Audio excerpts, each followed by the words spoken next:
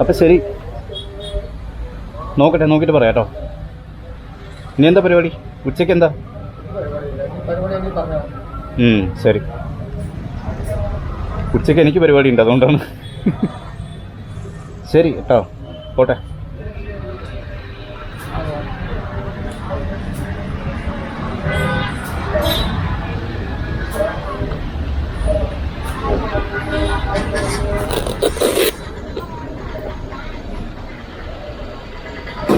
അപ്പോൾ we will start.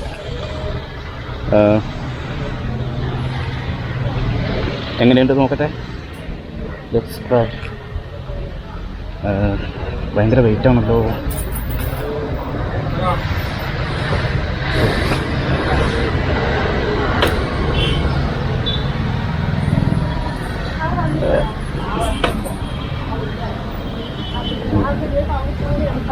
സ്റ്റാർട്ടാക്കാൻ പറ്റുന്നുണ്ടോ?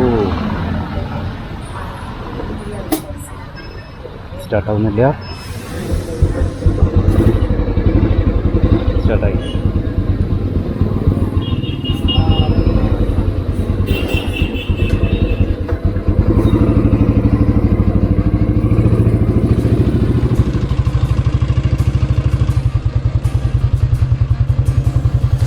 So welcome back to my YouTube channel.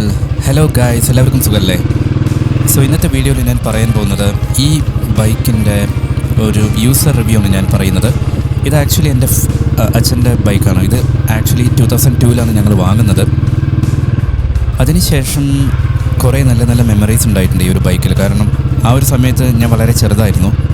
ഞാനും അച്ഛനമ്മയും കൂടെ ഇതിൽ ട്രിപ്പിൾസ് പോയിട്ടുണ്ടായിരുന്നു ഒരു കാലത്തൊക്കെ. അപ്പോൾ അങ്ങനെയൊക്കെ കുറേ നല്ല മെമ്മറീസ് ഉണ്ടായിട്ടുണ്ട്. പിന്നെ അത് മാത്രമല്ല, ഇതിൽ ഞാൻ കുറേ വീണിട്ടുണ്ട്. 1-2 തവണയൊക്കെ വീണിട്ട് കാലൊക്കെ ചെറുതായിട്ട് പൊള്ളുകയൊക്കെ ചെയ്തിട്ടുണ്ടായിരുന്നു ഇതിൻ്റെ സൈലൻസർ തട്ടിയിട്ട്. ഞാനും എൻ്റെ ഫ്രണ്ടും കൂടിയാണ് പോയിട്ടുണ്ടായിരുന്നത്. ആ സമയത്ത് 15 വയസ്സോ അങ്ങനെ എന്തോ ആയിരുന്നു. അപ്പോൾ അങ്ങനെയൊക്കെ കുറേ സ്വീറ്റ് ആൻഡ് ബാഡ് മെമ്മറീസ് ഇതിലുണ്ടായിട്ടുണ്ട്. പിന്നെ വീട്ടിലെപ്പോഴും ഞാനും ചേച്ചിയും വഴക്കായിരിക്കും. ഇടയ്ക്കിടയ്ക്ക് വഴക്കുണ്ടാവാറുണ്ട്. ആ സമയത്ത് അച്ഛൻ ബൈക്കിൽ വരുന്ന സമയത്ത് ഇതിൻ്റെ സൗണ്ട് നന്നായിട്ട് അവിടുന്ന് കേൾക്കും. ഓക്കെ, അപ്പോൾ ആ സമയത്ത് ഞങ്ങൾ ഭയങ്കരമായിട്ട് സൈലൻ്റ് ആവും. ബൈക്കില്ലാതെയും ചില സമയത്ത് അച്ഛൻ നടന്നു വന്നിട്ടുണ്ട്. അപ്പോൾ പിന്നെ പറഞ്ഞിട്ട് കാര്യമില്ല. സോ ഇതിൻ്റെ സൗണ്ട് ലോങ് ഡിസ്റ്റൻസിൽ നിന്ന് നന്നായി ഞങ്ങൾക്ക് കേൾക്കാറുണ്ട്. അപ്പോൾ അച്ഛൻ വരുന്ന സമയത്ത് ഞങ്ങളുടെ ഫൈറ്റൊക്കെ സ്റ്റോപ്പ് ചെയ്തിട്ട് ബാക്ക് ടു നോർമലാവും. പിന്നെ ഞങ്ങൾ ബാക്ക് ടു ഫ്രണ്ട്സ് ആവും. അങ്ങനെയൊക്കെ കുറേ സ്വീറ്റ് മെമ്മറീസ് ഉണ്ട് ഇതിൽ. പിന്നെ ഇതിൻ്റെ സൗണ്ട് ഭയങ്കര യുണീക്കാണ്. It is not like normal Royal Enfield. ഇപ്പോഴത്തെ ലേറ്റസ്റ്റ് റോയൽ എൻഫീൽഡിൻ്റെ സൗണ്ടൊന്നും അല്ല, എക്സോസ്റ്റ് അല്ല. ഇത് എൻറ്റയർലി ഡിഫറെൻ്റ് ആണ്. ഇത് G2 റോയൽ എൻഫീൽഡ് ഫ്രം ഇത് ഇതിൻ്റെ ഒരു സൗണ്ട് എന്ന് പറയുന്നത് ഭയങ്കര ഐക്കോണിക്കാണ്. ഗൊറില്ല 650, ഗൊറില്ലയാണോ അത്? ഓക്കെ, എന്തോ. സോ ഈവൻ ഇൻ്റർസെപ്റ്റർ 650ൻ്റെ സൗണ്ട് പോലും ഇതിൻ്റെ സൗണ്ടായിട്ട് മാച്ചിങ് ആയിട്ട് എനിക്ക് അത്ര തോന്നിയില്ല. ഈവൻ ഇൻ്റർസെപ്റ്റർ നല്ല സൗണ്ടായിരിക്കാം, മേ ബി ആയിരിക്കാം. ട്വിൻ സിലിണ്ടറാണ്, അപ്പോൾ അതിൻ്റേതായിട്ടുള്ള നല്ല സ്വീറ്റ് സൗണ്ടൊക്കെ ആയിരിക്കാം അതിൻ്റെ എക്സോസ്റ്റിൽ നിന്ന് വരുന്നത്. പക്ഷേ എനിവേ, ഞാൻ കുറേ കാലമായി ഈ ബൈക്ക് ഓടിച്ചിട്ട് ഈ ഒരു സൗണ്ടിനെ എനിക്ക് റീപ്ലേസ് ചെയ്യാൻ പറ്റുന്നില്ല വേറെ ഏത് റോയൽ എൻഫീൽഡ് യൂസ് ചെയ്യുമ്പോഴും. ഈവൻ എൻ്റെ അപ്പാച്ചി പോലും. അപ്പാച്ചി അത് ഞാൻ ആക്ച്വലി കഴിഞ്ഞ വർഷം വാങ്ങിച്ചൊരു ബൈക്കായിരുന്നു. അതിന് മുന്നേ വേറൊരു യമഹ ക്രക്സ് ഉണ്ടായിരുന്നു. പിന്നെ ഫ്രണ്ടിൻ്റെ RX100 ഉണ്ടായിരുന്നു. അതിൻ്റെ ഒരു വീഡിയോ ഞാൻ ചെയ്യുന്നുണ്ട് RXൻ്റെ. അയ്യോ, പെട്രോൾ റിസർവ് ആയല്ലോ. ഓക്കെ, അത് പെട്രോൾ ഫില്ല് ചെയ്യണം. Okay, anyway back to our story. ഞാൻ കുറേ കഥ പറഞ്ഞു പോയില്ല ഈ ബൈക്കിനെ കുറിച്ചിട്ട്. സോ ഇതിൻ്റെ ഒരു ടെക്നിക്കൽ സ്പെസിഫിക്കേഷൻസ് കാര്യങ്ങളൊക്കെ ഞാൻ നെക്സ്റ്റ് ഇതാണ് 350 ക്ലാസിക് ആണ് തോന്നുന്നു. യെസ്, ഇത് വന്നിട്ട് 5 സ്പീഡ് ഗിയറാണ്. ഇപ്പോൾ നിങ്ങൾ കണ്ട ബൈക്ക് ഇത് വന്നിട്ട് 4 സ്പീഡ് ഗിയറാണ്. അപ്പോൾ 4 സ്പീഡ് ഗിയർ എന്ന് പറയുന്ന സമയത്ത് ഇത് ആക്ച്വലി അധികം ടോപ്പ് സ്പീഡൊന്നും അച്ചീവ് ചെയ്യാത്തൊരു ബൈക്കാണിത്. മാക്സിമം ഇതിൻ്റെ ടോപ്പ് സ്പീഡ് എന്ന് പറയുന്നത് 120 ഒക്കെ പോകുള്ളൂ. അതിൻ്റെ മേലെ പോകില്ല, സാച്ചുറേറ്റഡ് ആവും.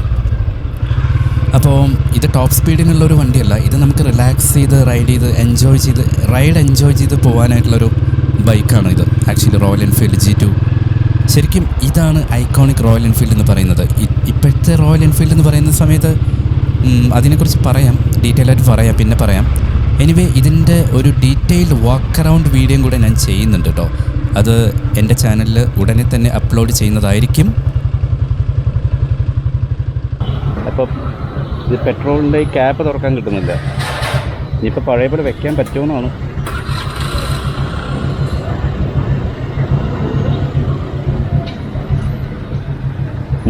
പെട്രോൾ ആക്കി തരാട്ടെ, പെട്രോൾ ആക്കി തരാട്ടെ. ആ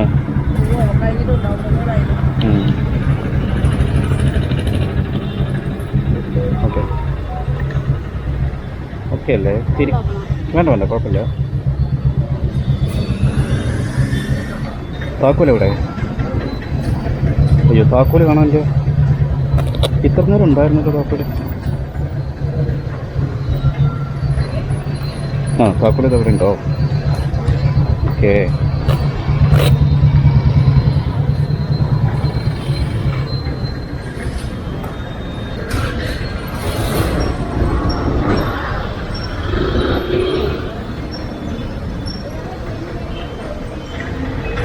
എന്നറിയില്ലേ?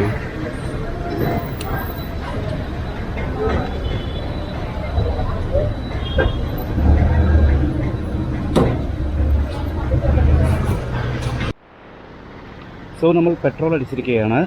ഇനി നമുക്ക് we will go return back, തിരിച്ചു പോകാം. ഓക്കെ സോ നമുക്ക് ആദ്യം ബൈക്ക് സ്റ്റാർട്ട് ചെയ്യാം. യെസ് ബൈക്ക് സ്റ്റാർട്ടായി. സോ ഇതെങ്ങനെയാണ് ഫസ്റ്റ് ഗിയർ ഇടേണ്ടതെന്ന് വെച്ച് കഴിഞ്ഞാൽ ആദ്യം ഇവിടെ ഒരു ലിവർ ഉണ്ടാവും, ന്യൂട്രൽ ഫൈൻഡർ. അത് നമ്മൾ താഴത്തോട്ട് ചവിട്ടണം. ചവിട്ടിയതിന് ശേഷം ഈ സാധനം മുകളിലോട്ട് ആക്കിയാലേ ഫസ്റ്റ് ഗിയറിൽ വീഴുള്ളൂ. Then we will go.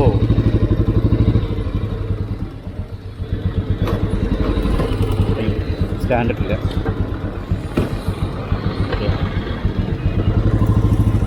ഇതിലങ്ങനെ side stand cut off അങ്ങനെയുള്ള സംഭവങ്ങളൊന്നും ഇല്ല കേട്ടോ. ഇത് ഓൾഡ് മോഡൽ അല്ലേ? ഓൾഡ് മോഡലായതുകൊണ്ട് ചില സംഗതികളൊന്നും ഇല്ല അതിൽ. പക്ഷേ അതൊന്നും ഒരു പ്രശ്നമേ അല്ല. ഇത് വളരെ യുണീക്കായിട്ടൊരു ബൈക്കാണ്, യുണീക്കാണ്. പിന്നെ എനിക്ക് നിങ്ങളോട് എല്ലാവരോടും ഒരു റിക്വസ്റ്റ് ഉണ്ട്.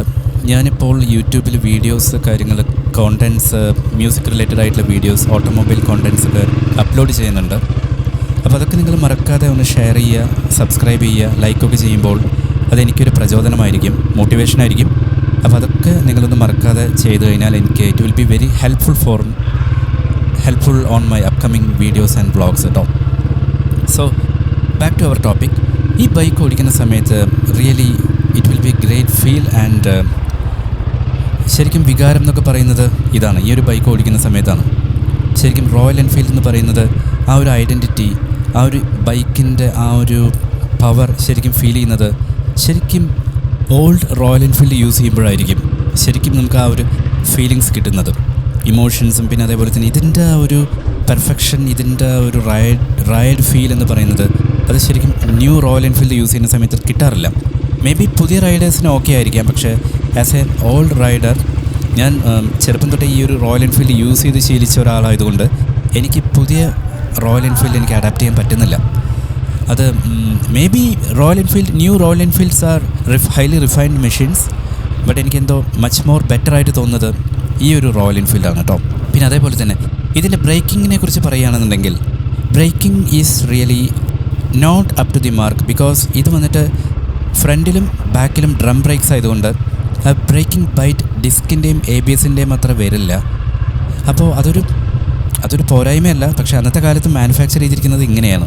അന്നത്തെ കാലത്ത് ഹൈവേസ് ഒന്നും ഉണ്ടായിരുന്നില്ലല്ലോ. 1960s 70s അതൊക്കെ റീസെൻ്റ്ലി ഗ്രാജുവലി ആണല്ലോ ഈ ഹൈവേസും റോഡും സ്ട്രീറ്റ്സൊക്കെ വന്നത്. അപ്പോൾ അന്നത്തെ കാലത്ത് പിന്നെ ബ്രേക്കിംഗ് പെർഫോമൻസ് എന്ന് പറയുന്ന സമയത്ത് കമ്പനി അത്രയും നോക്കിയിട്ടാണ് ചെയ്തിട്ടുണ്ടായിരുന്നത്. ആവറേജ് എന്താണ് ബൈക്കിന് എന്താണോ വേണ്ടത് അത് പ്രൊവൈഡ് ചെയ്തിട്ടുണ്ട്, കാര്യങ്ങളൊക്കെ ഉണ്ട്. പക്ഷെ എന്നാലും ഞങ്ങൾ ഡിസ്ക് ബ്രേക്ക് ആക്കിയാലോ എന്ന് വിചാരിച്ചു. പിന്നെ ഈ ബൈക്കിൻ്റെ ഒരു ഐഡൻറ്റിറ്റി നഷ്ടപ്പെടുത്തേണ്ടെന്ന് വിചാരിച്ചിട്ട് പിന്നെ ഞങ്ങളൊന്നും ചെയ്തില്ല. പിന്നെ ഈ ബൈക്കിൻ്റെ മൈലേജ് എന്ന് പറയുന്നത് ഞങ്ങൾക്ക് കിട്ടുന്നത് ഒരു average 35 to 40 kilometers to the liters ആണ് എനിക്ക് മൈലേജ് കിട്ടുന്നത്. അപ്പോൾ ഇതിനെക്കുറിച്ചിട്ടുള്ള ഡീറ്റെയിൽഡ് ആയിട്ടുള്ള റിവ്യൂസ് കാര്യങ്ങളൊക്കെ ഞാൻ എൻ്റെ നെക്സ്റ്റ് വാക്ക് അറൗണ്ട് വീഡിയോയിൽ ഞാൻ പറയുന്നതായിരിക്കും.